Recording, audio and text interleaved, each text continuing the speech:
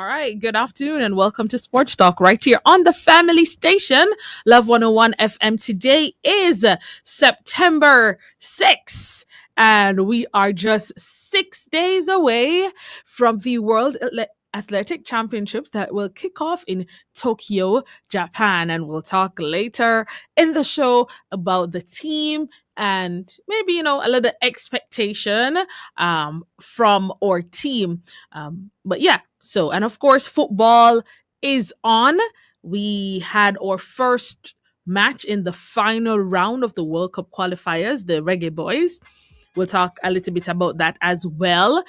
And we'll also be talking about schoolboy football because schoolboy football starts today with the doubleheader on at the National Stadium, Stadium East, where the Manning Cup champions and the Da Costa Cup champions were bound to action. And then there are lots of Da Costa Cup games. So I'll give you the information on that. We'll also give you the results as it relates to the Jamaica Premier League. So the results from round 3 in the Jamaica Premier League and the games that are coming up this week. So it's going to be quite an entertaining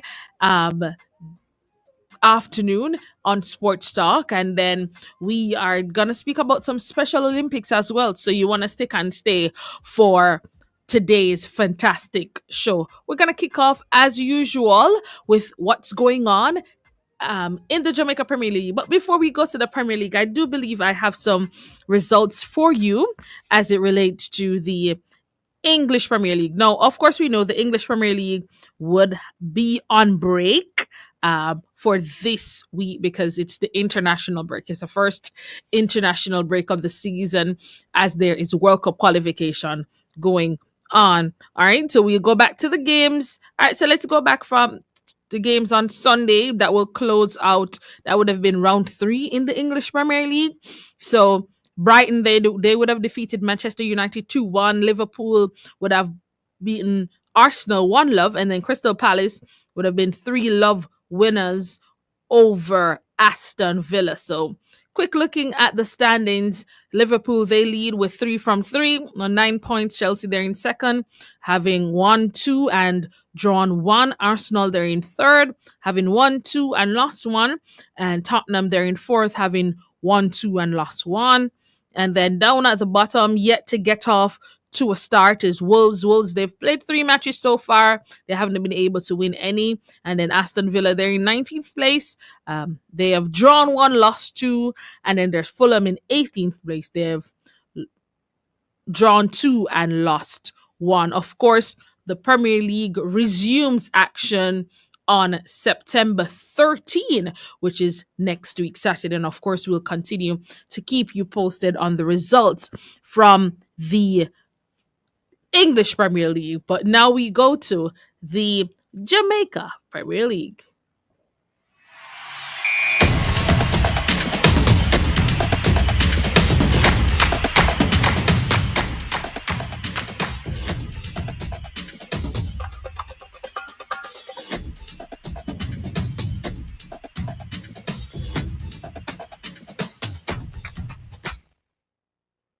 All right, so we go to action from the Jamaica Premier League. We're just keeping you up to date on the results from round 2.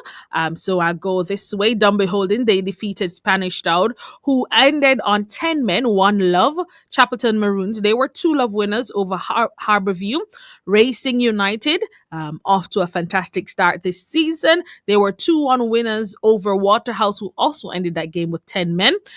Portmore United and Tivoli, they played to a 0-0 draw. Cavalier, they carved out a 3-2 victory over Arnett Gardens. Mount Pleasant and Malines played to a 1-0 draw, while Montego Bay, they were 3-1 winners over Treasure Beach. And of course, we go to the games that will come up. So that was last week's results. We'll now go to the games that will come up tomorrow in the Jamaica Premier League. So we want to go to those games so that you can know where it is that you can take in the action from match week 3 for the Jamaica Premier League. So we'll start with the games tomorrow, and then we'll tell you what the Monday games look like. So, Phoenix Chapelton Maroon FC, they take on Portmore United at Turner's Oval. That's a 3 o'clock kickoff time. Actually, all the games tomorrow in the Jamaica Premier League kicks off at 3 o'clock. Dumbeholden, they will host Montego Bay United. Treasure Beach, they host Mullines United, and that match will played at Stets. Dumbeholden match will be played at Dumbeholden Sports Complex. Harborview, they host Arnott Gardens at the Jewsland Mini Stadium. So they host them at Jewsland, which is in Waterhouse. All right. Monday evening into night football, Tivoli Gardens, and this Monday afternoon into night football will take place at the Stadium East. Tivoli Gardens, they will play Spanish Town FC, 5 o'clock. And the second game in the doubleheader on for Monday Night Football is Cavalier. They will play Waterhouse at 7:30. The game with Racing United and Mount Pleasant FC has been postponed, and of course we know there are quite a few of the Mount Pleasant players that are currently playing for the Reggae Boys team. So I have to ensure that the schedule is fixed so that the balance can be there. All right, so that's it as it relates to the Jamaica Premier League. Just quick standings. Only 2 games gone in the season so far. Racing and Chapelton Maroons are at the top, having won 2 from 2. And at the bottom, currently, we have Arnott Gardens. They've gotten off to a very rocky start in the Jamaica Premier League, having lost their first 2 games, as well as newcomers, Spanish Town FC. They've also lost the first 2 games for the season. Of course, we will continue monitoring what's going on in the Jamaica Premier League as we keep you posted. Now, as I said earlier, the schoolboy football season kicks off today with a double header at Stadium East. The first game comes up at 2:30, where the defending the Costa Cup champions, Garvey Maceo, they will host Fogo Road at 2:30, and then at 5 o'clock, the defending Manning Cup champions, Kingston College, they will host Charlie Smith at 5, right? So 2:30, Garvey Maceo, Fogo Road, 5 o'clock, Kingston College, Charlie Smith, and yeah. So and those games begin. Well, that's today at the Stadium East. I wanted to also give you the other because the Costa Cup games are quite a lot today. So while there's one Manning Cup game, there are several Da Costa Cup games on. Let me see if I can take you through them before we get to the first break. So Lacovia, and just to say before I start, all these games they kick off at 3:30. So let's see how quickly I can give you them. Lacovia, they play Signy Pagan STEM Academy at Lacovia. BB Coke, they host Monroe at BB Coke. Manchester, they host Bel Air. Descartes College plays Mayday. Alphonsus Davis plays Porus. Mannings play Little London. Black River play Louisville. Cedric Titus plays Spot Valley. Troy plays Mushette. Newell plays Magotty. Of course, we know the Garvey Maceo Fogo Road happening at the National Stadium, or Stadium East, rather. Herbert Morrison, they host Irwin. St. James hosts Maldon. Anchovy hosts Frumtech. Nakalva Tech hosts Recis. Homewood, they will host Christiana. Knox College hosts Malgully. Alston will host Belfield. McGrath hosts Charlemont. Old Harbour, they will host Tatius Golding. York Castle, they'll host Discovery Bay. Ocherius, they'll host Friendcourt. St. Mary, they'll host St. Mary Tech. Port Antonio will host Titchfield. Iona will host Horace Clark. Cornwall College, they'll host Green Pond. Green Island, they'll host Cambridge. And Brownstown, they will host Marcus Garvey Tech. And all these games, all these Da Costa Cup games, they kick off at 3:30. But if you want to see the defending champions, Garvey Maceo, play Fogo Road, that's happening at 2:30 at Stadium East. And of course, the Lone Manning Cup game on today is the defending champions, Kingston College. They will play Charlie Smith, and that's also the second match in the doubleheader at Stadium East. That comes up at 5 p.m. This afternoon at the Stadium East. Yeah, so lots. I'm excited, when the Manning Cup, the Costa Cup season comes along, because we're able to see the young talents in Jamaica. But not only that, it breeds a different type of vibe in terms of school spirit. We're hoping that, all these issues of eligibility and all these things will be sorted out. I know in terms of the rules as it relates to Jamaica Premier League, we still have some of our youngsters that play in the Jamaica Premier League. So that's also for their coaches to manage them throughout the season, to ensure that there is enough time when they play for the Jamaica Premier League to come back and play in the Manning or the Costa Cup. So we continue to watch those, and just hoping that everything goes well for this season. We're gonna go for our first break right here on Sports Talk, but when we come back, we'll be reviewing the Reggae Boys' first game in the final round, trying to qualify for the World Cup in 2026, to be hosted by USA, Canada, and Mexico. We'll be right back.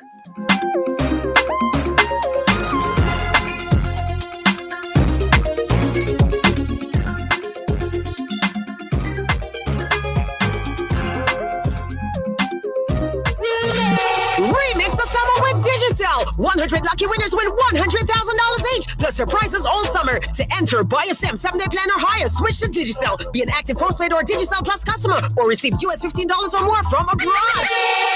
Gift a friend a plan. They could win $25,000. Remix the summer with Digicel. Authorized under Section 58 of the Betting, Gaming and Lotteries Act. Promo ends September 15, 2025. Conditions apply. Visit DigicelJamaica.com for more info. Digicel, better connected this summer.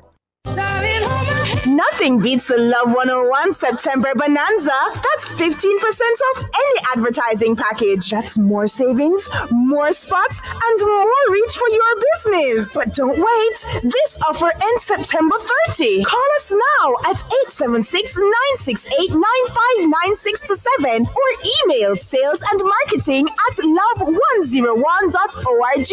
Let's grow together. Conditions apply. It hurts if you don't check first. The excellent customer service, our staff is knowledgeable and trustworthy. And we have a wide variety to supply society, and the price is right, yes, it's worth it. The solution to your auto parts links to one-stop shop, and we deliver to. So if you can't come in, just link with my WhatsApp or call and make your order. And remember, there's no other. So it hurts if you don't check first. So there's no need to search. It hurts if you don't check first. At Professional Eye Care, luxury isn't just a look, it's a lifestyle. Step into sophistication with designer frames from Tom Ford, Prada, Gucci, Tory Burch, and more. Timeless styles crafted to turn heads. And for the tech-savvy trendsetters, experience the future with Ray-Ban Meta Smart Glasses, where fashion meets innovation. Whether you're upgrading your image, enhancing your comfort, or embracing the latest eyewear technology, Professional Eye Care has the perfect fit for you. Visit our locations in Santa Cruz, Mandeville, Rose Hall, Bay West, Montego Bay, and Savlamar. Professional Eye Care. See the world in style.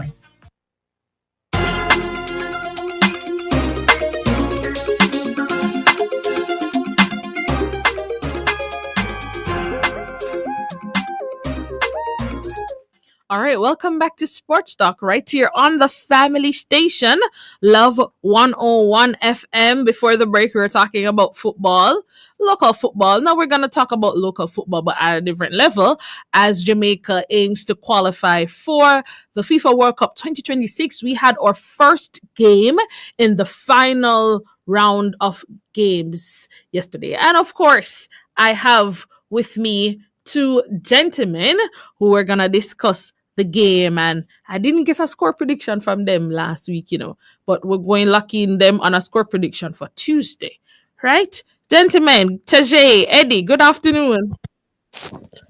Afternoon, Kathya. All right, good, great, fantastic. All right, first thoughts from the game. Eddie, I'll start with you. What's your thoughts on the game last night or yesterday evening? Yeah, evening into afternoon into night. Yeah, a very good result away to Bermuda in our first game. I thought that we were very wasteful despite scoring 4 goals. We could have scored a lot more. Bailey Kadamachi, the debutant, missed a lot of chances. But I think overall the team looked fresh, even though we were without, 5 of our regular starters. It didn't seem to affect the team going forward. We looked fresh. We looked vitalized. We looked disciplined. It looked like we know exactly what we were doing out on the field. And I thought that led to us scoring the 4 goals. Tremendous display as well from Tyrese Campbell, as well as standout performance, Tyrese Campbell. We saw Damian Lowe getting a goal. The entire team for me, I think, played well. Despite Cephas's goal, I think he was a little bit selfish in that game. That led to us maybe not scoring some more goals, but decent performance and a massive 3 points for the Reggae Boys. Seeing that the other 2 teams in the group also drew, so it was a massive point at the end of the day for the Reggae Boys. Definitely. Teche, what's your thoughts on the game yesterday? So my thoughts on the game was we had a good game after like scoring that goal. I think there was a couple of moments elapsed in terms of how we allowed the Bermuda team to get in there in our defense a couple of times. And I mean, I think if Bermuda had a little bit more quality, it could have cost us. So we have to look at that. But overall, in terms of, they can't complain in a 4-0 victory. But I just think a little bit more structure on the team holding its shape would have allowed us to score more goals and control the game a little bit more. Because that's what I would have loved to see from Jamaica. Bailey Kadamachi, I think he had a decent debut. I mean, we would have seen his movements, especially on that goal with Casey Palmer, where he basically made that run, which drew the defenders to him, and then opened up the space for Casey Palmer so he could slot it straight down the middle. So at that point in time, you saw where the central defender was going with him, and then when Casey Palmer came inside, the central defender tried to go back to cover Casey Palmer, but he was already away, and that created that opportunity. So it's always good to see those type of movements from a striker, even though you want the striker to score. So I think he found himself in some positions where he could have did a little bit better. I think there was 2 moments. One where we rounded the keeper. I think he should have found the back of the net.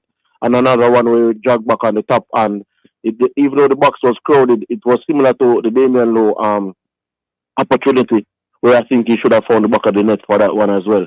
But all in all, I would say a solid performance away.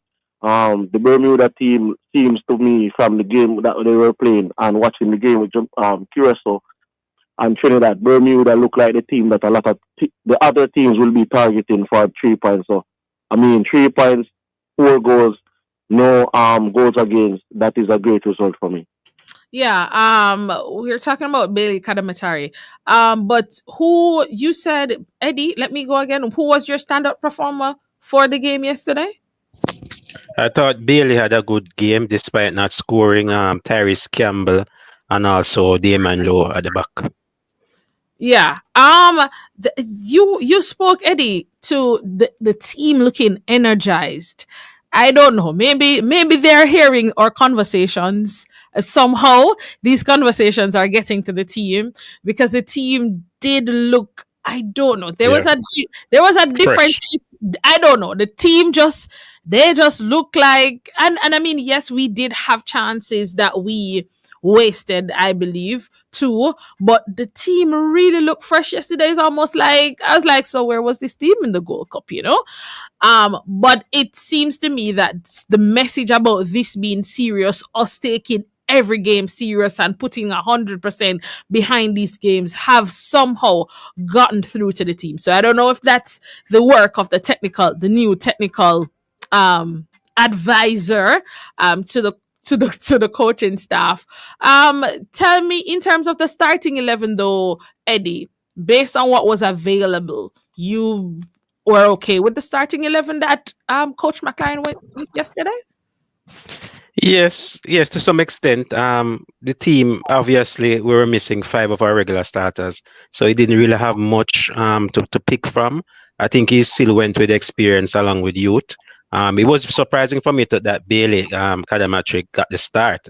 I was expecting Shamar Bowser Nichols based on his record against Caribbean teams, and I mentioned it last week how good he was scoring goals against Caribbean opponents, and he came on late and got a goal. So I was thinking that maybe Shamar would get the nod, but he went with Bailey, and Bailey played well, and I was surprised of how well Bailey Kadamachi played in his first game.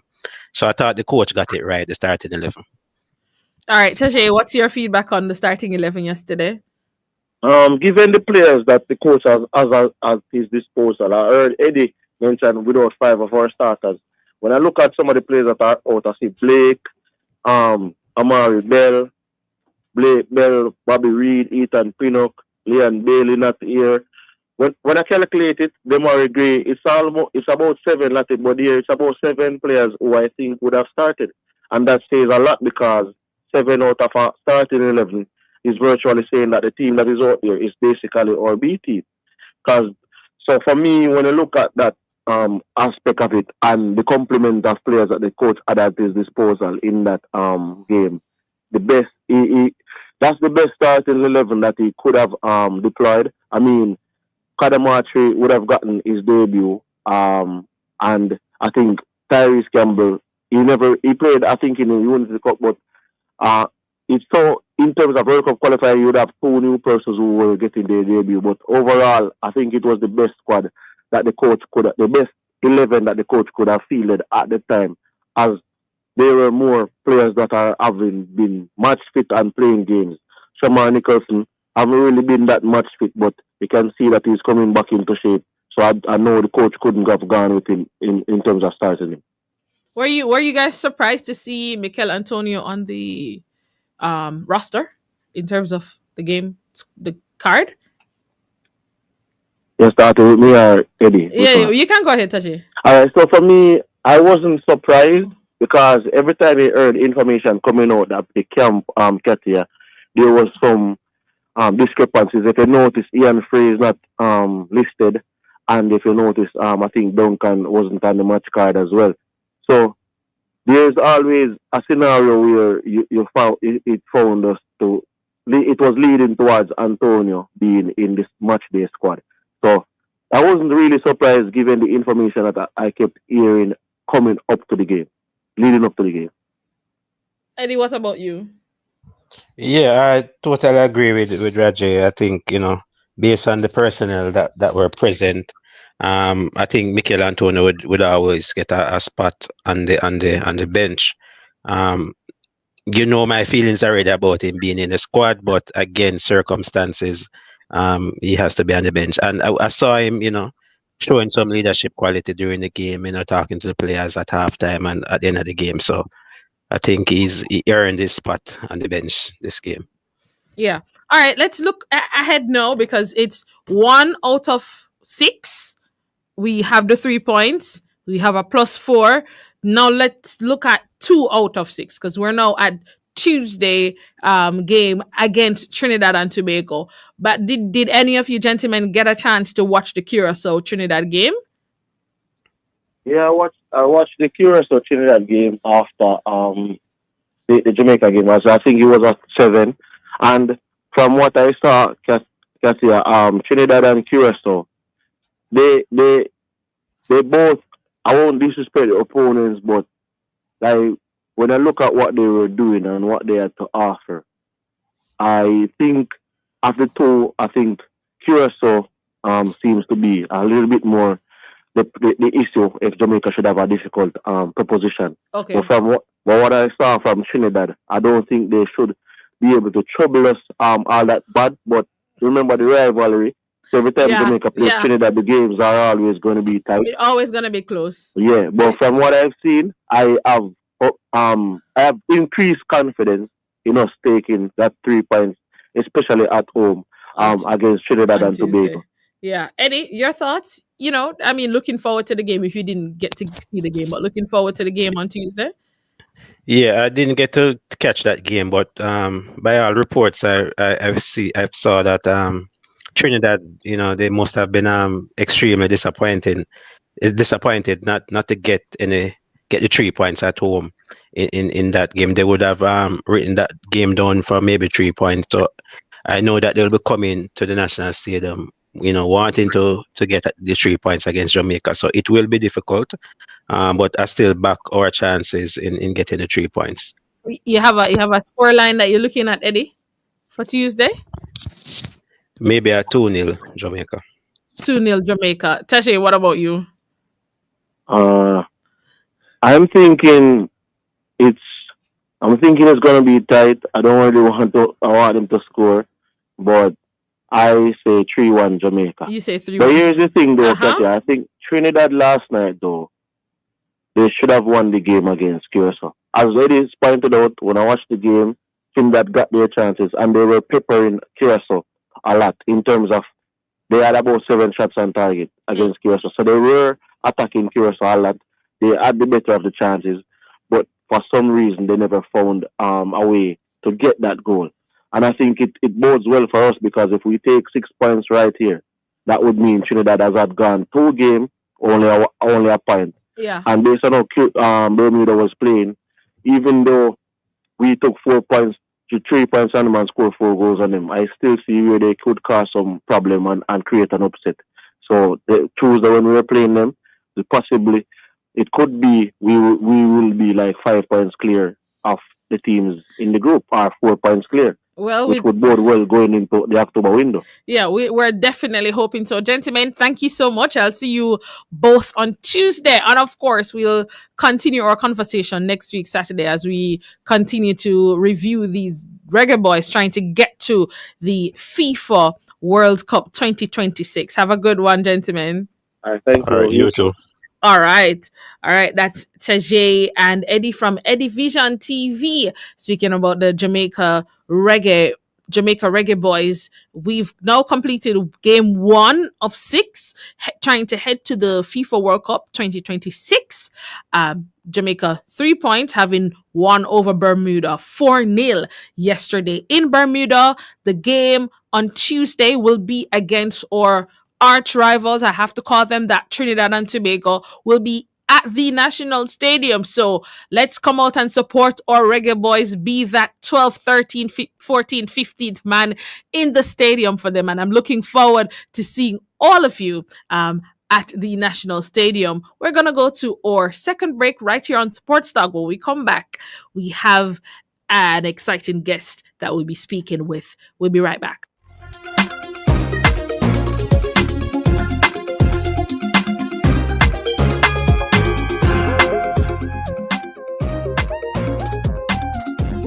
Many girls still lack access to period products, and they can miss up to 1 year of school because of this. But together, we can change that reality. The End Period Poverty campaign, sponsored by Always, is here. From August 1 to September 30, for every pack of Always products you purchase, we donate a pad to girls in need. So go to your local supermarket and help our girls have access to period products.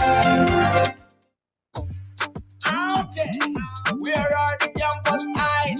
Campus Connection is back, and you are invited to our first show for the season entitled Bright Sparks. We will be sharing our summer adventures, highlighting campus activities for the academic year 2025 to 2026, and giving tips on overcoming disappointments, such as negative CXC exam results and repeating a grade. Join us with guests Mrs. Nadine Campbell Pearson, St. Catherine High School PTA President, and Mr. Paul Park, who will share his journey from not being able to read after high school to guidance counselor and lecturer at the GC Foster College. Campus Connection is brought to you by the Ministry of National Security's Live Good Anti-Violence campaign. That's on Tuesday, September 9 at 5:30 p.m. on the Family Station. Love 101. Come on, tell me what one. Campus Connection, take a data one. Every Saturday, 7 p.m. to midnight on Love 101. You're invited to travel in time with music at its best. It's the Gospel Music Machine with the Gospel Music Master, Nigel Wilkinson. From your favorite choir music to Christian contemporary, a touch of reggae and the Caribbean feel. The Gospel Music Machine with Nigel Wilkinson. Nigel play the tune. Yep, the Gospel Music Master is still playing the tunes down alone. And he's definitely your music master. Saturdays, 7 p.m. to midnight. You won't regret the link. It's on the Family Station. Love 101. That is all I need.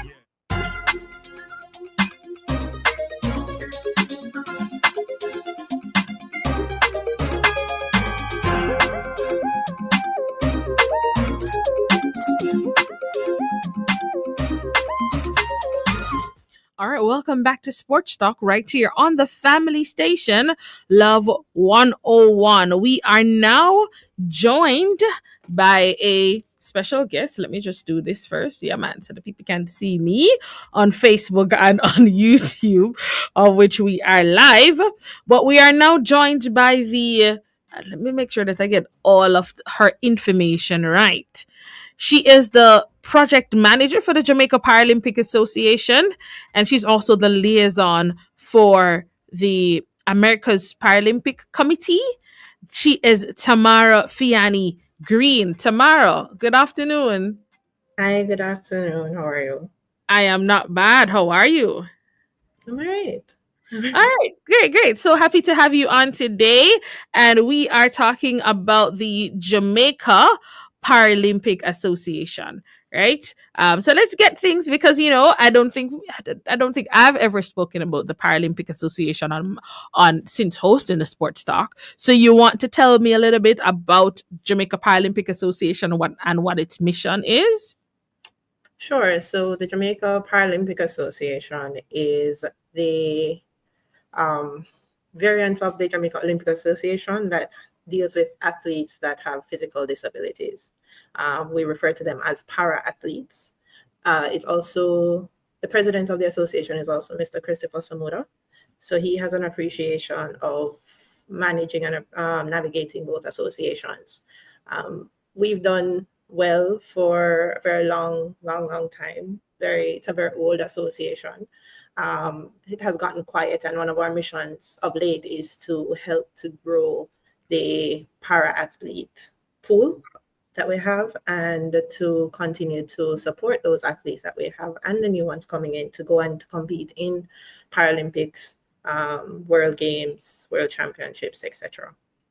All right. So you recently had a grassroots camp, in particular in providing training and development opportunities for powerlifting and fencing athletes. You want to talk to me a little bit about that? But before you talk to me a little bit about that, can you tell us because I know persons know that we have Paralympians and would have done well on that level, but you want to remind us of some of the Paralympians that we had or would have represented Jamaica on the global stage? Sure. I think the most popular one now would be Alfonso Cunningham. Right. And, he has done very well on in-field sports. So javelin, shot put, discus. He is known for breaking his world record 3 times in one game. We have athletes that We have Mr. Neville Sinclair, OD, who is now a coach. He's now the track coach for para athletes. He Okay. was also one of our representatives in Paralympics. We have Sylvia. Her last name is not coming to me right now, but she's also one of our track and field athletes as well. So we have a few, and unfortunately, there's a gap. There are a few that are much older generation, and we have Mhm. some young ones now coming in. Theodore is a young one that has been competing in Para Panam, and he was in Paris last year. He does he does long jump. Okay. Um, Okay. we have some coming up, and we have some other sports that we have athletes participating, para athletes participating in. So we have archery is another one where they are pushing to grow that community. Fencing. So Alfonso, even though Alfonso has gone into, he's known for his field events. Correct. He actually hired the field events and he has gone into fencing. And so he's in that space as well. We have Wow. some other athletes that are coming up. They're either new athletes or they've more done local things. So we have what we we have we've had badminton before. We still have surfing. Mhm. We have archery. We have mentioned fencing already, right? Yes, you And did. yeah, I tried to remember all of them. I know we had table tennis, we had judo and taekwondo, and we are pushing powerlifting as well because there are some persons who we have found, some athletes that have come in that we have found are physically able to manage powerlifting, and so we're helping to push that um, that sport as well. But you guys have expanded. I mean, because I mean, to hear all of these sports that we are expanding, even beyond what we do in terms of able body Olympics, we have more expansion over the Paralympic side. So I'm truly happy to hear that. All right, let's talk now about the impact of the recently concluded grassroots camp. Okay, so the grassroots camp is a part of a bigger initiative, which we call the Grassroots Project. It's an initiative done by or led by the America's Paralympic Committee and sponsored by the Development Bank of Latin America and the Caribbean. And what we have done is the grassroots, it's titled Grassroots because we are going to the roots of it. So we have taken some sports that we see potential in, Mm-hmm. and we are now doing awareness and building a foundation. So we're equipping the medical team, which would be our what we call classifiers, and we're equipping coaches and technical officials to help to understand the sport from the perspective, not just from the rules and regulations, but dealing with someone who is a para athlete. How are the rules a little different? How do you coach these persons? How do you manage the equipment? What's the difference in a para sport versus a regular able-bodied sport? Then we are using those persons now, those attendees would Right. now be charged with moving forward to help to build the sport itself. So recruiting athletes, training them, doing small competitions, and helping to prepare them for athlete competitions, both regionally and globally. All right, let's talk now about the how the athletes would have grown or improved as a result of the camp. So any standout in terms of athletes who would have shown significant improvement after these camps? So these camps were actually focused more on the coaches. We had Okay, the athletes visited, but this is more equipping the coaches to be ready to coach and classifiers to be ready to classify the athletes, right? got you. But And then we did bring in a few. Yes, go ahead. right. You did bring a few athletes, but it was Yes, we did. particularly focused on the coaches. Okay, got you understand. All right. So in terms of the main sports that this type of camp, the grassroots camp would have focused on. So I suspect maybe fencing and heavy lifting. What were the other areas that you guys focused on? So we focus on those two in this camp. So these are two that we see where there's a growth potential. As I mentioned, for fencing, we actually have para athletes that are currently fencers. Most famous would be Alfonso. And powerlifting, we have the support of the Powerlifting Federation, where they want to help us. They have the coaches, they have the team to help us to build, to identify the athletes, and then to help to build that community and that All right. support.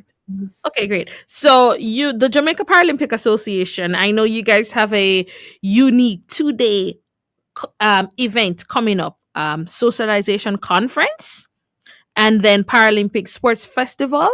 Can you talk to me first? So let's talk first about the socialization conference, what's that like, and then the Paralympic Sports Festival, and what's that like?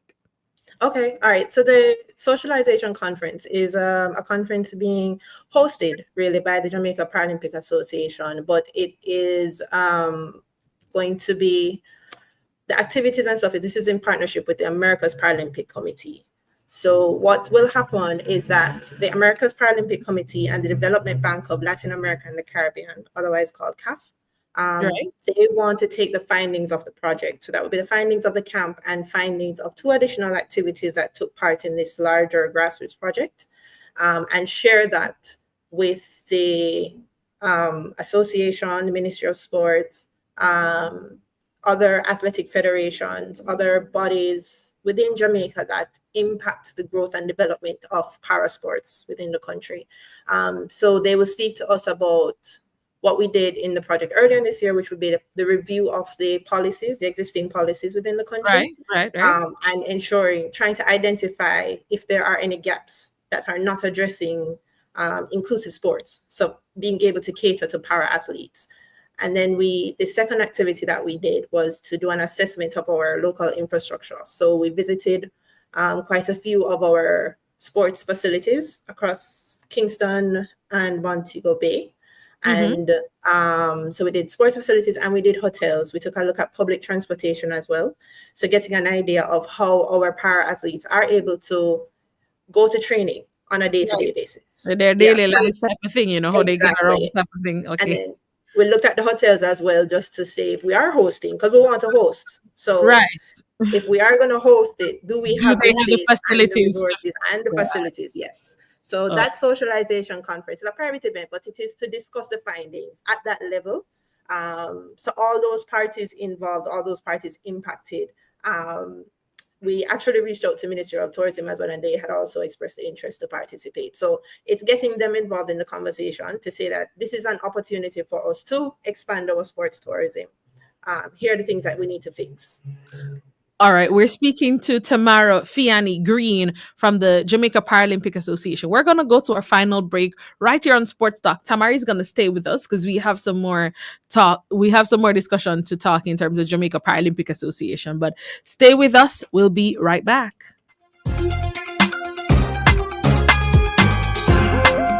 The End Period Poverty Campaign, sponsored by Always, is here. Help us change the reality of our girls who don't have access to period products. From August 1 to September 30, for every pack of Always products you purchase, we donate a pad to girls in need. So go to your local supermarket and help our girls have access to period products.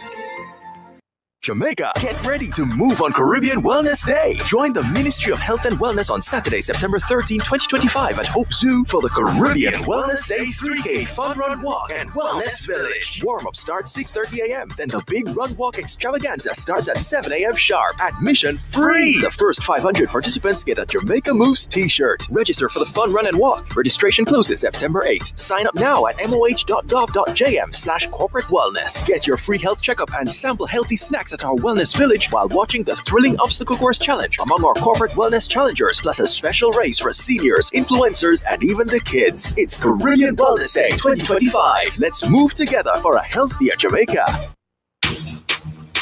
St. Thomas, are you ready? The final stop of our Double the Love Summer Tour is coming your way. This Saturday, September 6th at Rudolph Elder Park, we're closing out the summer with praise, power, and pure joy. It all starts at 10 a.m. and goes straight through to 5 p.m., featuring the unstoppable DJ Rebirth, spinning the best in gospel vibes all day long, and your host, Darren Mitchell, bringing the energy, the laughs, and the love. It's a full day of live gospel music, special guest appearances, prizes, family fun, giveaways, and a whole lot of Jesus. Come out and double the love, double the praise, and double the blessing. It's all happening this Saturday, September 6th at Rudolph Elder Park from 10 a.m. to 5 p.m. See you there.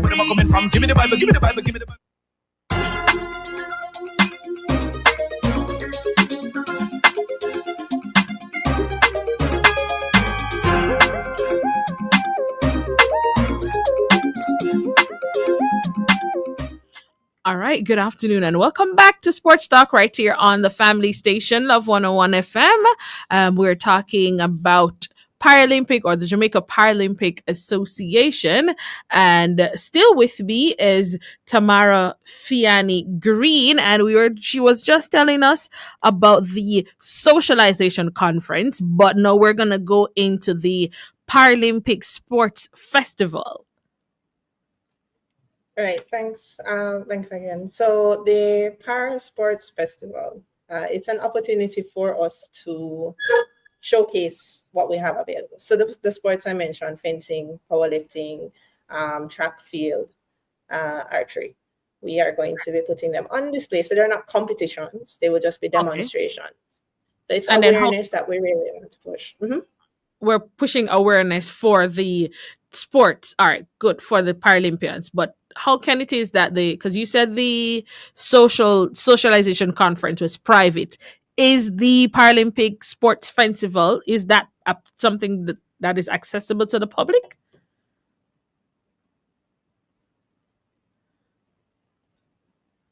Okay. It seems as if okay, I'm hearing you now. Did you hear my question? I heard a part of it. I think you were asking if people can attend the festival, yes? Correct. That is correct. Yes. Yes, we do welcome the public. We welcome everybody because it's not just an awareness of the sport, it's awareness of para-athletics itself. So it's showing the public that people with disabilities can do, sports, and this is what it's like. Also, we are going to be having some interactive activities for the public to show them what it's like, ask them to experience moving around with a cane or crutches or in a wheelchair, try and execute a task with a visual impairment. They may actually get to try some of the sports itself. We will, put them into the position as one of our fencers or powerlifters, so they get an idea of what it is. We're building it and promoting our athletes, yes, but also to encourage the wider Jamaica that if you do know someone with a physical disability, your child or your family member, your friend, somebody from the community, there are things that they can get involved in. And we've seen where it has done so well for our athletes. So the event will be held at Liberty Academy at the Prairie. That's on Hope Road, almost across from Andrews Hospital. So, right. Yeah. And then it will be on October 4th from 10 a.m. to 4 p.m. It is free of charge. This is really to just put out, just to get everybody coming in and seeing what's going on. And we'll try and have the events cycling through for the day so that they can come and get a chance to see as many of the sports and activities as we have there. We will also have representatives from the projects. America's Paralympic Committee will be there. Development Bank of Latin America and the Caribbean will be there. And UBA has given us a promotional code, which I'll share with you after this for your community. So to help persons to go and come to the event. Ah, that's fantastic. That's fantastic. And then just before you go tomorrow, because this has been such a interesting conversation, and then JamaicaParalympic.com. All right. So, tell us again. So the Paralympic Sports Festival will be on October 4 at the Para Sports Festival. We're not at Olympic. We're not Olympic level yet. This is just the Para Sports. Okay, it's just Para. Okay, so Para Sports Festival will be October 4 at the Liberty Academy on Holop Road. That's right beside Police Officers Club, right almost across from Domino's and I think Arden Prep School. They're both. Right.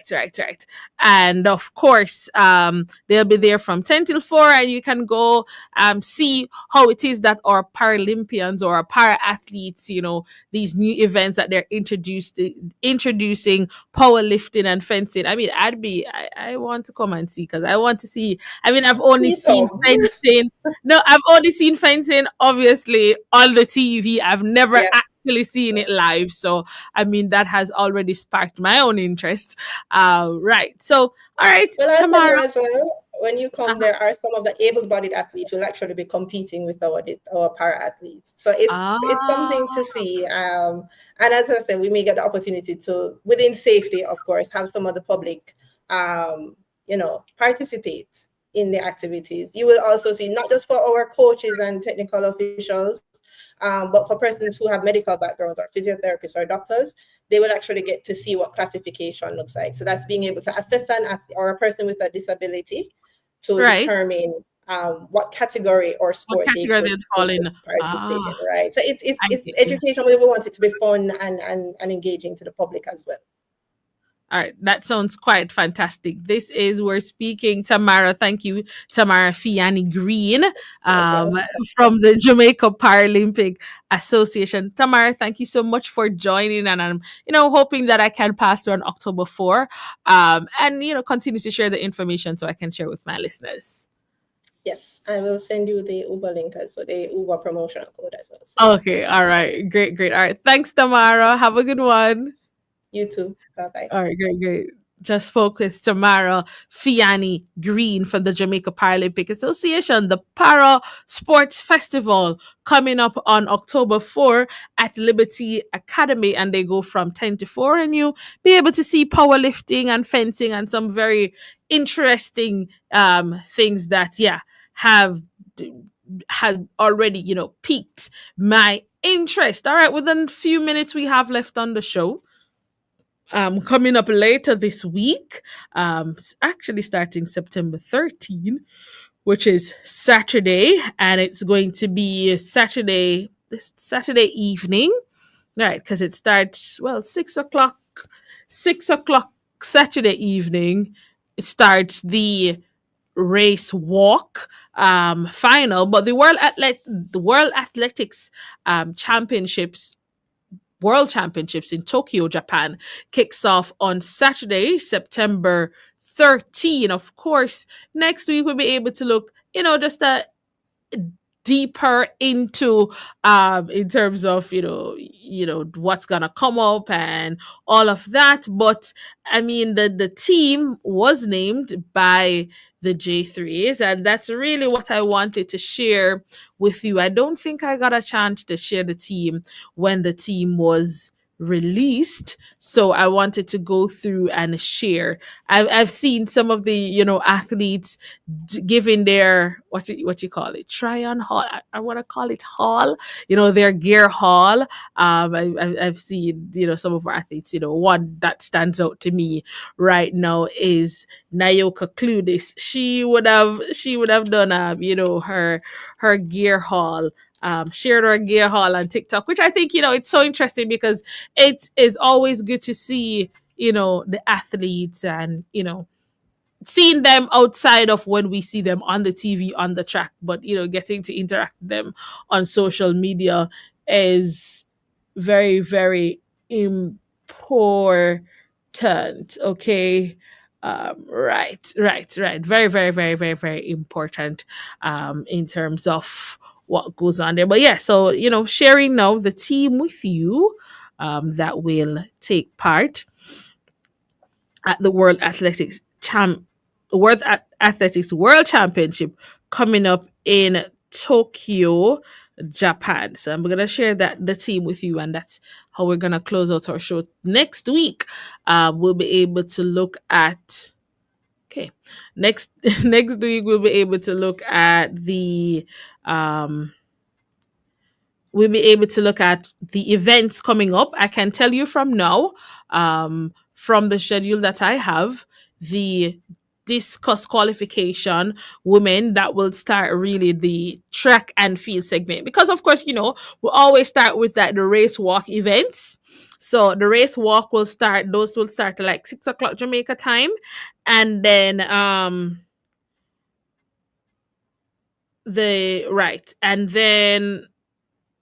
at about 7 p.m. Jamaica time, which will I think would be the following morning in Japan. We'll start with a discus throw. We'll have shot put. Then we'll have the 100 meters preliminary round. Of course, how these championships work in terms of inclusion of athletes. There's a preliminary round, and then there's qualification from the preliminary round to the main round, which is going to be the heats. And we'll also have the heats for the 4x4 um, mixed relays. And then, boy, this is going to be very interesting, you know. These championships will be very, very interesting. Let me tell you why. Because it's happening all the way in Japan. And so it means, people, that we are going to have to get up early. Yeah, man. Early. Early, like 4 o'clock. Yeah, 4 o'clock a.m. Yeah, that's what will be right. That's what will have to happen, you know, when the when we call it in terms of the teams. Boy, it's going to be very interesting, you know. I'm when we have championships all the way over in Asia, yeah, man, I struggle because you're up for so long, you know. It's late nights into early mornings. That's how the championships will be. Right. So it is going to be very, very, very, very interesting over the next it's 1 week of championships, 1 week of athletics, track and field, and I know we are looking to a lot of our athletes participating, doing best. We'll talk about some prediction, maybe later on or maybe in next week's show. But quickly, women's 100 meter, Tina Clayton, Sharika Jackson, Shelley and Fraser Price. The alternatives, Jodine Williams, Akeem Blake, oblique Seville, Kishane Thompson for the men. And then the 200 meters, we'll have Sharika Jackson, Gabriel Matthews, and Ashanti Moore. In the men's side, we'd have Adrian Kerr, Brian Lavelle, Christopher Taylor. 400 meters, Dejanay Oakley, Nikisha Price, Stacey and Williams. And the men will have Delana Kennedy, Rasheen McDonald, Bovel McPherson, and Antonio Watson, who is the defending champion. 800 meters, Kellyanne Beckford, Natoya Gould, Topping, and Adele Tracy. Then we'll have Navaski Anderson and Tyrese Taylor. 1500 meter, we'll also have Adele Tracy. 100 meter hurdles, women, Amoy Brown, Akira Nugent, Megan Tapper, and the defending champion Daniel Williams. While on the men's side, we'll have Orlando Bennett, Tyler Mason, Demario Prince. In the 400 meter hurdles, Rochelle Clayton, Anjanette Knight, Cheyenne Salmon.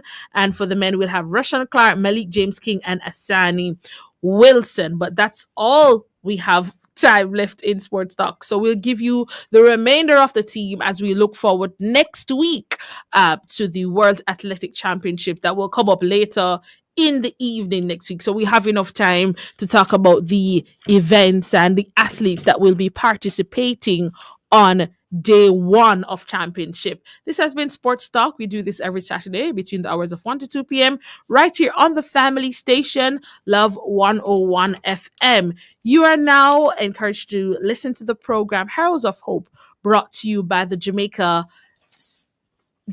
East Jamaica Conference of Seventh-day Adventists. I pray that you'll be blessed by this program.